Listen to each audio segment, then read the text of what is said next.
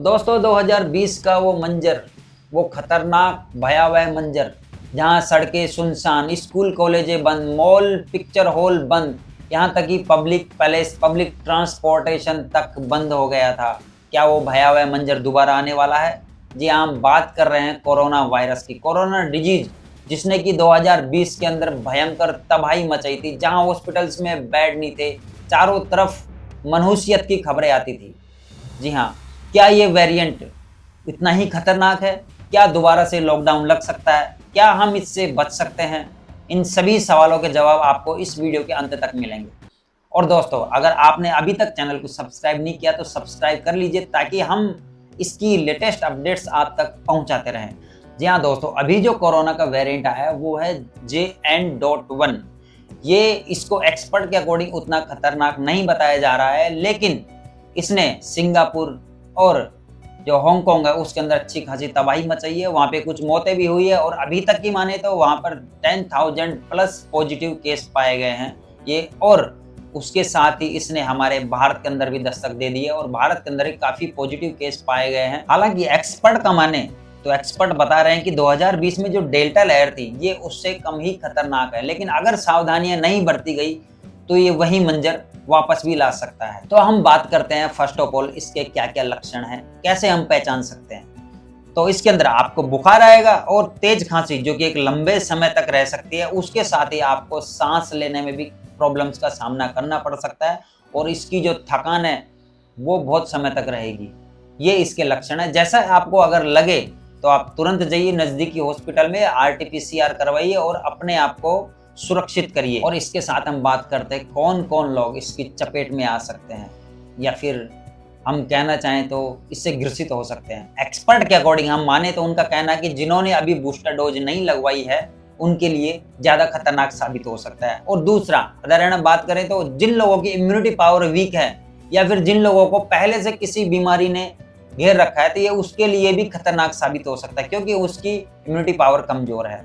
ऐसा केस जो हांगकांग के अंदर 30-40 मौतें हुई है उसके अंदर हुआ है, वहां पर ज्यादातर बुजुर्गों की मौतें हुई है जिनको पहले से किसी बीमारियों ने घेर रखा था। जी हाँ, उनकी इम्यूनिटी पावर बहुत कमजोर थी।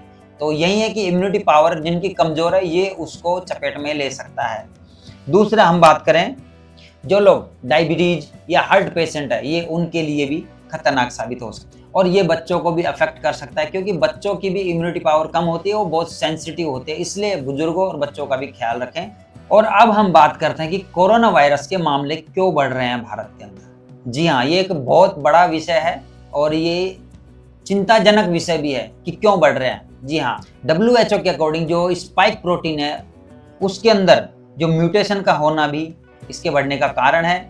उसके साथ ही जिन लोगों ने बूस्टर डोजें नहीं लगवाई है वो भी एक मेन कारण है, क्योंकि अभी तक टोटल आबादी का 22% लोगों को ही बूस्टर डोज लग पाया है। और मौसम का बदलाव भी इसके अंदर महत्वपूर्ण भूमिका निभाता है। उसके साथ ही भीड़ भाड़ वाले इलाकों में और घने आबादी वाले क्षेत्रों में कोरोना वायरस आसानी से फैल रहा है।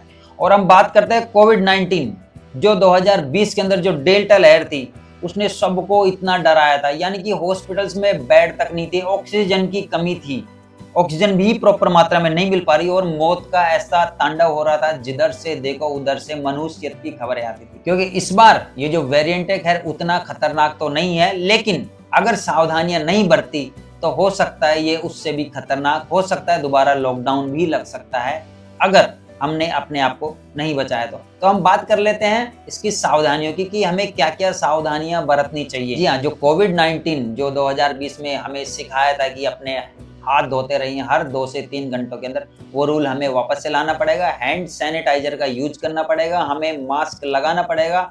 और वो स्लोगन तो आपको याद होगा कि 2 गज दूरी, मास्क है जरूरी।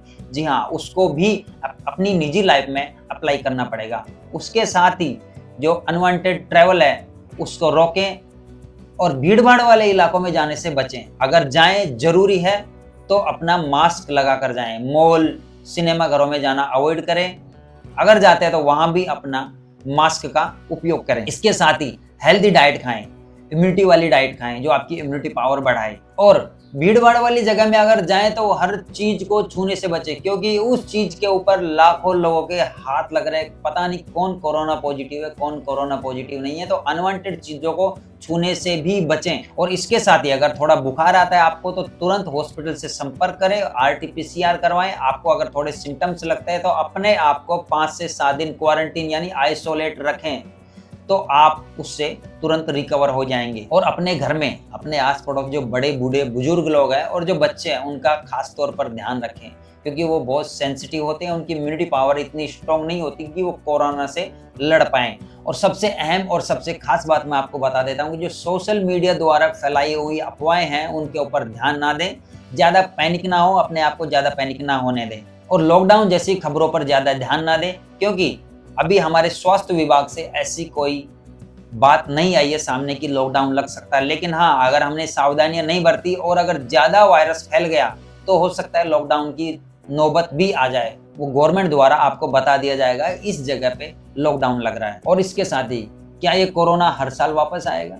जी हाँ, WHO पहले ही क्लियर कर चुका है कि कोरोना अब एक फ्लू की तरह बन गया है जो हर साल या हर दूसरे साल में मौसम चेंज होने पे या कभी भी आ सकता है। लेकिन जब भी आएगा ये पहले वेरिएंट से कम ही खतरनाक होगा। तो इसलिए सावधानियां तो हमें बरतनी है, साथ ही अपने लोगों का अपना खुद का भी ध्यान रखना है। अगर थोड़े सिम्टम्स दिखे तो हमें उसी तरीके से ट्रीट करना है, उसी तरीके से हमें प्रिकॉशंस लेनी है, डॉक्टर से बार बार सलाह लेनी है, उनके संपर्क में रहना है और अनवांटेड जगह नहीं जाएं।